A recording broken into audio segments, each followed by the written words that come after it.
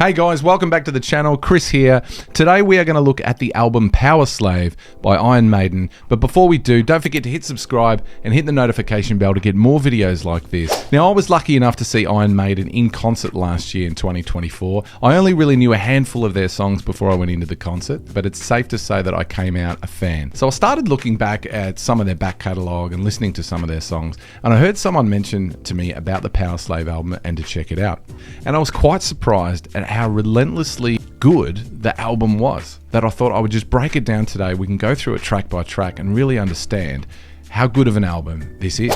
So track number 1 is AcesHigh, and seriously, what a song. The song is a tribute to the World War II fighter pilots, capturing the intensity and bravery of aerial combat. The thing that makes this song great is the galloping rhythm and the dual guitar harmonies in this song. And I know this is one of the most popular Iron Maiden songs ever written. Bruce's lyrics in this song are so cinematic and so descriptive, where he says rolling, turning, diving, going in again. The energy in this song is so good and it's so infectious, and it just kicks off the album so perfectly. Track number 2 on the album is 2 Minutes to Midnight, and when you start with a song as strong as AcesHigh, you sort of think, where do you go to from there?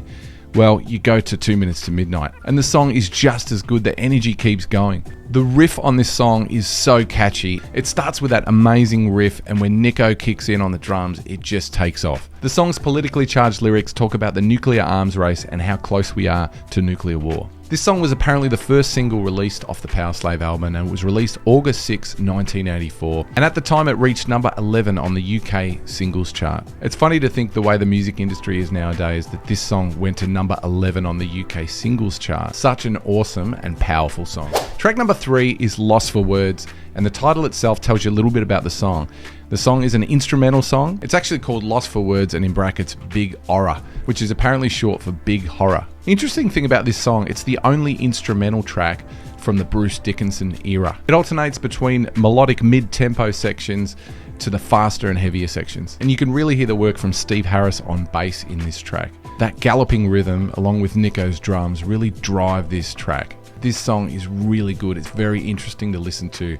There's so many different bits and pieces to listen to, and the cohesiveness of the band playing together is remarkable on this song. Track number 4 is Flash of the Blade, and apparently this song is written by Bruce about his love for fencing. All I know is that the ferocity keeps going with this song, and it's amazing. The fast-paced guitar riffs and Bruce's delivery make this song feel almost cinematic. The one thing you already notice, you're already on track 4, and each track is about something completely different. That's the one thing I love about Iron Maiden, is their songs have a complete theme, backstory, and are so diverse. It's so interesting to listen to them. So this song narrates the journey of a young warrior who is avenging a tragedy.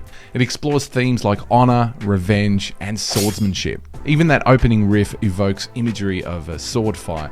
Really loving this song, and I gotta say, 4 tracks in, the energy has not stopped. Track number 5 is The Duelists, and the opening riff sounds a little bit like Lost for Words, but this time you've got words in the song. This song also explores the themes of swordsmanship and is said to be inspired by the 1977 movie The Duelists by Ridley Scott.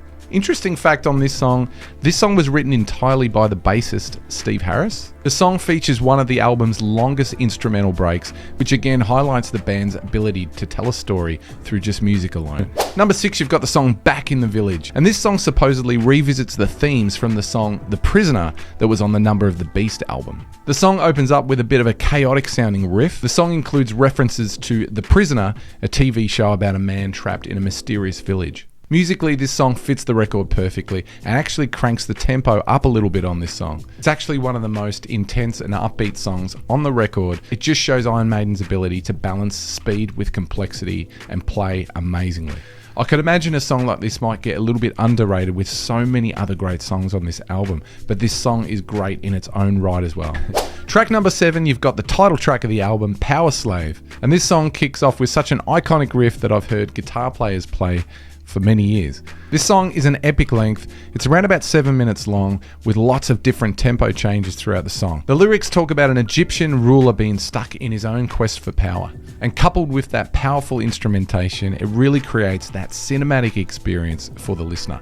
One thing I read is that Powerslave is rarely performed live. I don't know if that's true, possibly due to its complexity, but it's a great song and I'd love to hear it live. And the final song on the album is the song Rime of the Ancient Mariner.